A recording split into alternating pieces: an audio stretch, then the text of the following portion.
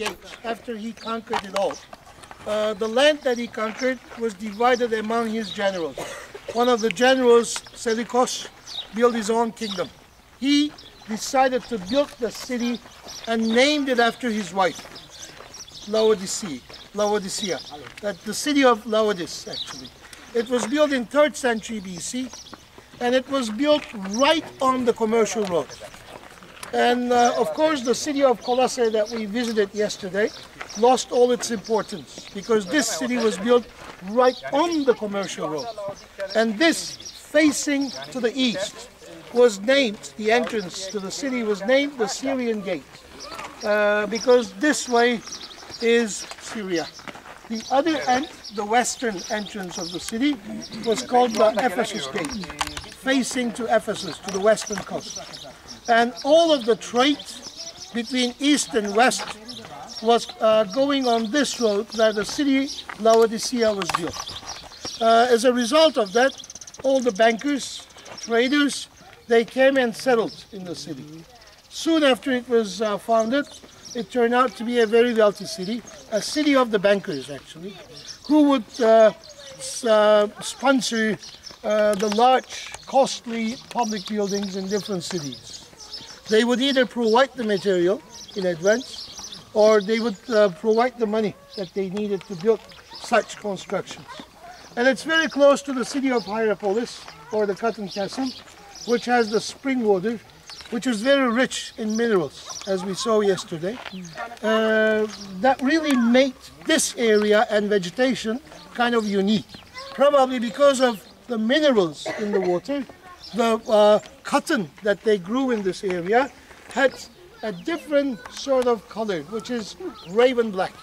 The same thing happened to the wool that they got from the animals. And in the Roman time, that sort of color would be used by the royal people. That's the reason why the city got even wealthier, more prosperous over the time. But this city, like the other city, Hierapolis, suffered out of earthquakes so many times. Peter will explain better. Most of the times, the city got the money from the Roman Empire to rebuild the damaged buildings. But after 1st century AD, they had so much money that they refused the proposal of the Roman emperor to help financially to rebuild the city. They had enough money to rebuild their city. The city had an important medical school. The famous Dr. Galen was so attracted with all different minerals in the soil or in the area. He came for a medical search, which encouraged them to open a medical school. Galen was an important doctor from the city of Pergamon or Pergamos that we're going to visit tomorrow. And he was the doctor who said that every compound disease has compound symptoms and needs a compound medication. He was the one who made those medicines in tablet forms and shipped them to different parts of the Roman Empire, which of course encouraged the graduates of the medical school. One of those graduates of the medical school had a medical search in the area like Galen, focused on the eye diseases. Using zinc and alum, which is quite rich in this area, in the soil, he made a sort of medication which was very good for the eye diseases, which in ancient times they named it the Phrygian powder.